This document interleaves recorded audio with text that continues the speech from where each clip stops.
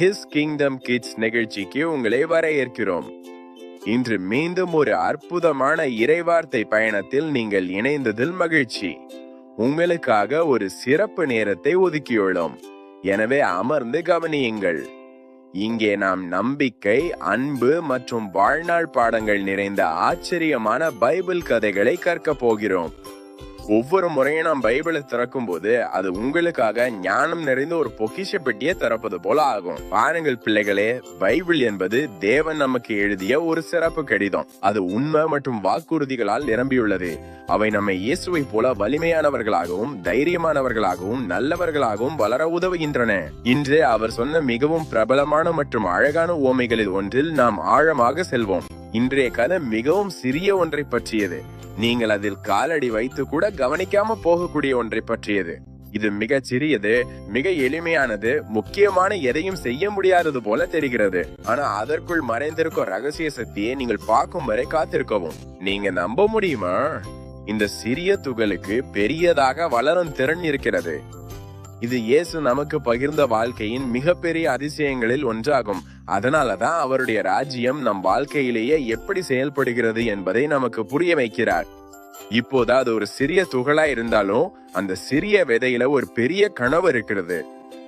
அது கடவுளின் உதவியுடன் அதிசயமான ஒன்றா உருவாக்கப்பட்டது என்பதை அது அறிவது. அது தனது பயணத்தை சூரியனை நோக்கி தொடங்க சரியான தருணத்தை காத்துட்டு இருக்கு. இயேசு குழந்தைகளை மிகவும் நேசித்தார். அவர்களுக்கு எப்போதும் நேரம் ஒதுக்கினார்.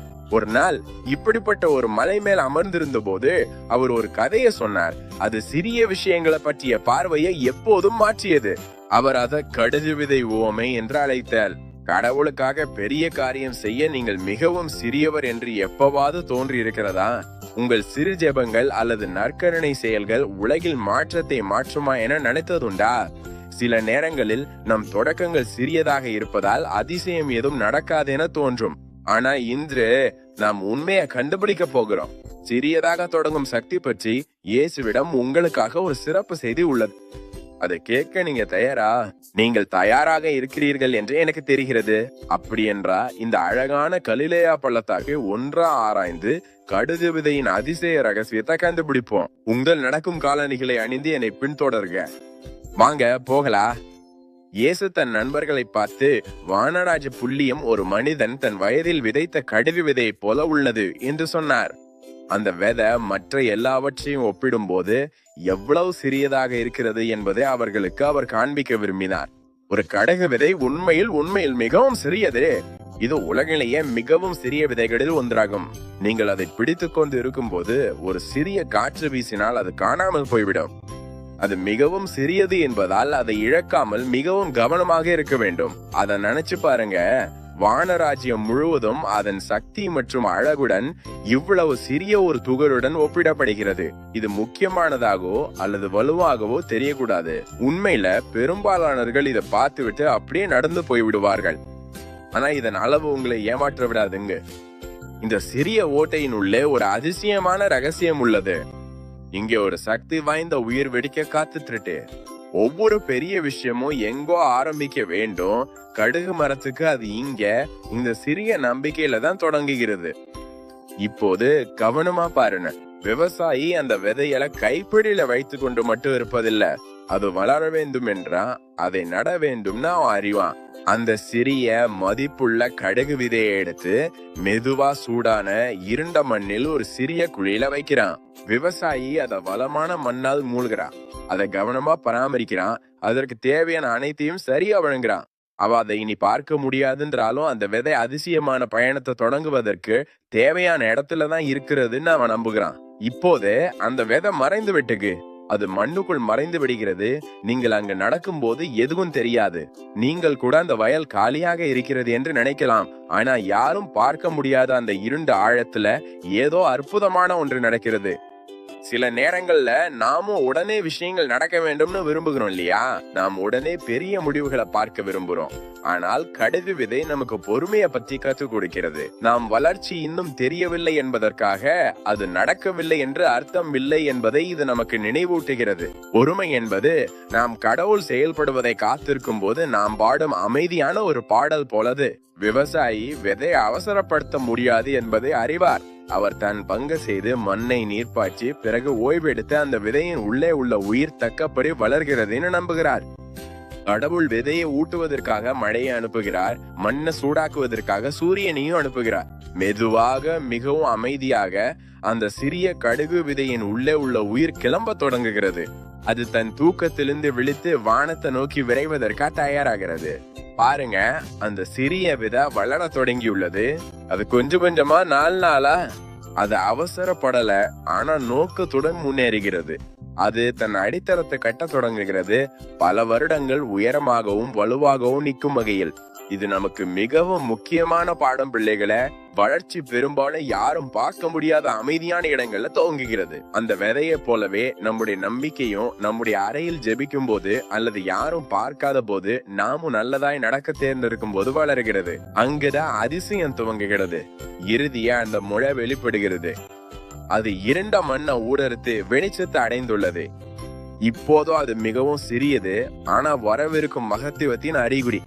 இது கடவுளின் சக்தி ஒவ்வொரு சிறிய விஷயத்திலும் செயல்படுகிறது என்பதற்கான நினைவூட்டல்.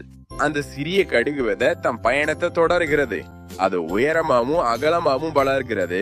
ஒவ்வொரு நாளும் புதிய கிளைகளை சேர்க்கிறது. அது வயல்ல ஒரு அழகான புதரா மாறிக்கொண்டிருக்கிறது. அது தோட்டத்துல உள்ள மற்ற செடிகளுக்கு நடுவுல தனித்துவமா தோன்ற ஆரம்பிச்சு விட்டது. இப்போது அதை பாருங்க, அது இன்னும் பெரிதாகவும் பெரிதாகவும் மேலும் பெரிதாகவும் வளர்கிறது.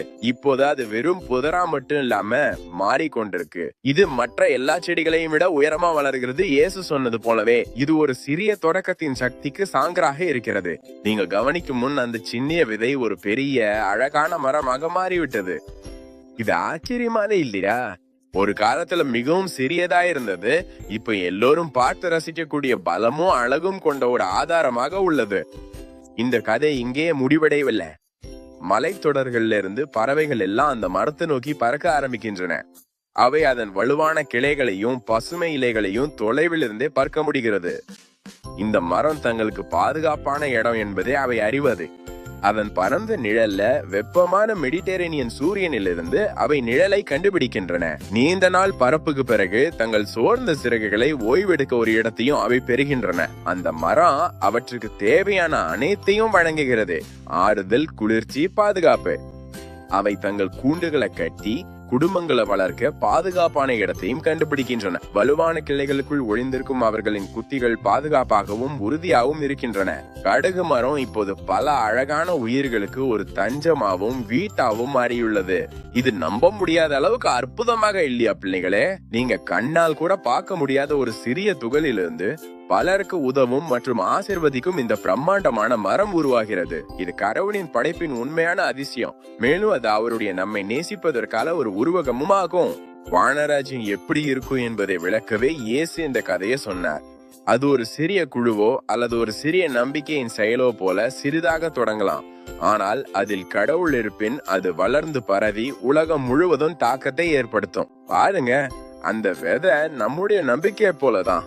நம்ம கடவுளை நம்ப முடிவு செய்தா ஈவன் கொஞ்சம் கூட அது நம்முடைய இதயத்துல கடுகு விதை நடுவது போல ஆகும். அது முதல்ல சிறியதாக தோன்றலாம், ஆனா கவலைப்பட வேண்டாம். அதை வளர்க்கும் ஒரேவர் கடவுள் தான்.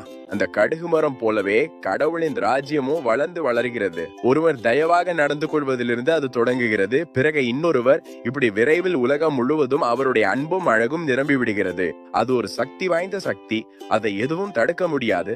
சில நேரங்களில் நீங்கள் மிகவும் சிறியவராக உணரலாம். நீங்க நான் ஒரு பிள்ளை தான், நான் என்ன செய்ய முடியும் என்று நினைக்கலாம். உங்கள் உதவி பெரிதாக இல்லைன்னு நினைக்கலாம். ஆனா அந்த கடுகு விதையை நினைவில் வையுங்கள். ஒவ்வொரு சிறிய தயா செயலும் கடவுளின் ராஜ்யத்துல ஒரு விதை நடுவது போல.